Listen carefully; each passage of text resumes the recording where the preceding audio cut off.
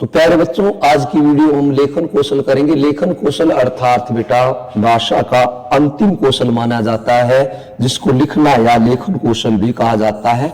तो बेटा लेखन कौशल देखिएगा, ऐसा माना जाता है कि भाषा पर पूर्णतः अधिकार प्राप्त करने के लिए लेखन कौशल आना चाहिए। तो प्यारे बच्चों, लिखना या लेखन कौशल भाषा का अंतिम कौशल है, अर्थात बेटा ये लास्ट कौशल है।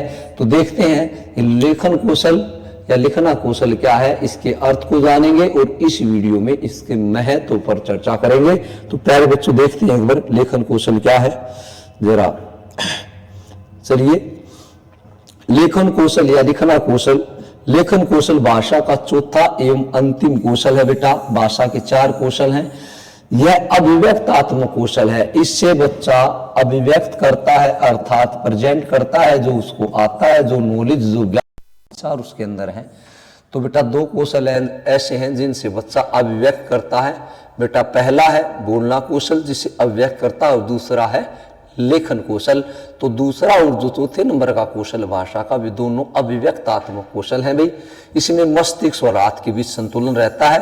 मस्तिष्क जो है वो कमांड देता है और बेटा हाथ लिख डालता है।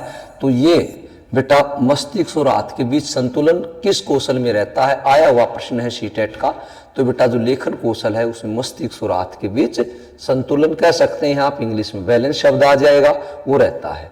इसके बाद बेटे लेखन कौशल का महत्व, कि लेखन कौशल का महत्व, अगर बात महत्व की आती है तो प्यारे बच्चों महत्व शब्द का मतलब होता है फायदा, कि लेखन कौशल के क्या क्या फायदे हैं। तो देखिएगा क्या फायदा है। पहला पॉइंट है भाषा पर पूर्ण अधिकार कराने एवं अभिव्यक्ति कौशल को पूर्णतः विकसित करने के लिए लेखन कौशल आवश्यक है। अगर आप चाह रहे हैं कि बच्चे का भाषा पर पूर्ण अधिकार हो और वो अपनी अभिव्यक्त करने की जो क्षमता है वो अच्छे से आ जाए उसको, तो उसको लेखन कौशल सिखाना ही पड़ेगा।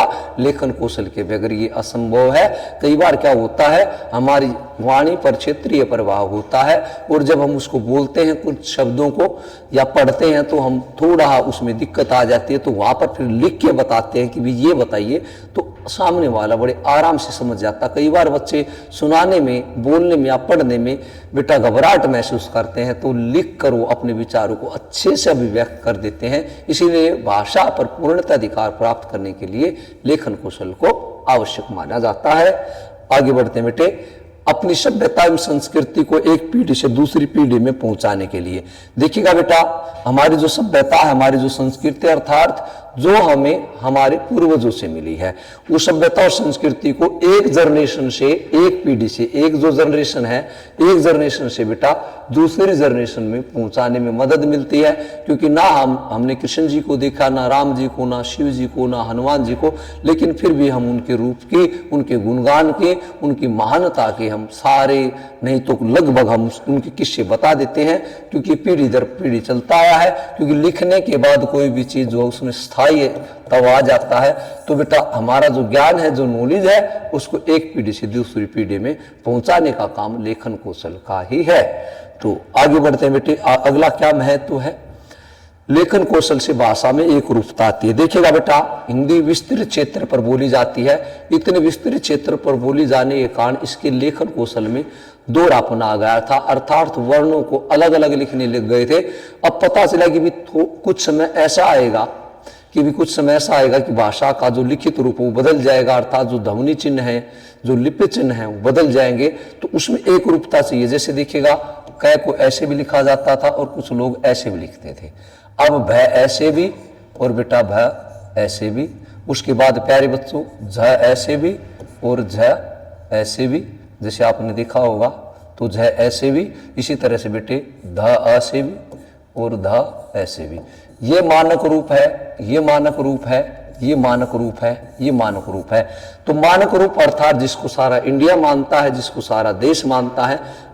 अब लेखन कौशल क्या करता है कि भाषा में एक रूपता ले आता है, दो लिपि चिन्हों का प्रयोग नहीं होने देता। बेटा लेखन कौशल से संभव पता चला कि वैसे तो भाषा का रूप बदल जाएगा। लेखन से विचारों का संरक्षण एवं संवर्धन होता है। देखिएगा, जो आपके अंदर ज्ञान है, जो आपके अंदर नॉलेज है, जितने भी विद्वान हुए हैं, जितने भी साइंटिस्ट हुए हैं, डॉक्टर्स हुए हैं, जिन्होंने रिसर्च करके हमें नई नई चीजें दी हैं, तो वो लिखित में अपने सिद्धांत को लिख के चले गए, अपने आविष्कार, अपनी खोज को लिख के चले गए। धीरे धीरे फिर जैसे जैसे समय बदला तो उसमें जैसे नई चीज ऐड होने की वो थी, तो नई चीज ऐड हुई। जैसे पहले किसी ने गाड़ी बनाई, पहिया बनाया, पहिया से टायर बनाए, सीढ़ी बनाया, पंखा बनाया, उसके बाद गाड़ी बनाई। फिर गाड़ी में क्या था, धीरे धीरे एसी लग गया, गाड़ी में सेंट्रल लॉकिंग आ गया, गाड़ी में बहुत सारी सुविधा आ गई, चार्जिंग पॉइंट बहुत सारे आ गए। तो यूं कह रहा है बेटे, लेखन कौशल से विचारों का संरक्षण होता है, बचे रहते हैं और नए नए विचार ऐड करने की खूबी इसमें रहती है, क्योंकि जो पहले वाले वो तो है ही हमारे पास सुरक्षित, नए वो हम उनमें संवर्धन कर देते हैं। दैनिक जीवन का विवरण और पारस्परिक संबंध लिखित रूप से ही संभव है। अगर हम दैनिक जीवन में सफलता प्राप्त करना चाह रहे हैं कि जैसे लिखा भी शास्त्रों में लिखा हुआ है, सुबह 4 बजे उठ जाना चाहिए, शाम को 9 बजे सो जाना चाहिए, इस समय पर ये चीज खानी, इस समय पर ये चीज खानी है, हमें अपना काम समय पर करना है। शास्त्रों में लिखा हुआ है कि जो सफल व्यक्ति हर एक काम को समय करता है। तो जो दैनिक जीवन है उसमें, या हम कोई बेटा बिजनेस करते हैं, कोई व्यवसाय करते हैं, कोई जॉब करते हैं, कोई इंडस्ट्रीज वगैरह अगर हम चला रहे हैं, तो वहां पर भी लिखित रूप में भी कितनी लेबर है, कितनी रॉ मटेरियल आया, कितनी इस पर कॉस्ट लगी, उस ट्रांसपोर्ट कितना लगेगा, उसके बाद ये प्रोडक्ट जो तैयार हुआ है वो कितने में बिकेगा, कितना प्रॉफिट आया, तब जाके बेटे हम सक्सेसफुल हो पाते हैं। तो दैनिक जीवन हो चाहे व्यावसायिक जीवन हो बेटा, लेखन कौशल के बगैर वो बेटे सक्सेसफुल नहीं हो पाता, सफल नहीं हो पाता। लेखन से साहित्य भंडार में वृद्धि होती। बहुत बढ़िया बात कही है। लिखने से मान लो पहले 1000 रचनाएं थी, आपने 2 रचनाएं और लिख दी, तो बेटा साहित्य का जो भंडार है वो रचनाएं हो गई 1002 हो गई।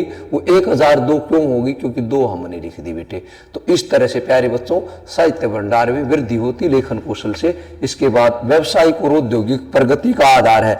कोई भी प्रोफेशन है, किसी का कोई प्रोफेशन, कोई डॉक्टर है, वकील है, अध्यापक है, वैज्ञानिक है, और कोई भी इंडस्ट्रीज अर्थात ओनर है किसी भी बड़ी इंडस्ट्रीज का, तो इनकी प्रगति के लिए लेखन जरूरी है। वही बात भी कि कितनी कॉस्ट आई, कहाँ पर कितनी लेबर लगी है, क्या क्या हमारे जो है साइन हो रखे हैं, क्या एग्रीमेंट है, कितने टाइम तक है, लीज है, क्या हम नहीं कर सकते, ये सारी चीजें बाउंडेशन में बांध के रखते हैं।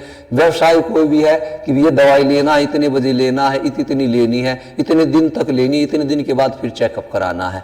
तो चाहे कोई व्यवसाय हो बेटा, या चाहे कोई औद्योगिक जीवन हो बेटा, लेखन कौशल की बगैर वो बेटा सफल नहीं हो पाता। तो प्यारे बच्चों, आज की इस वीडियो को हम यहीं समाप्त करते हैं।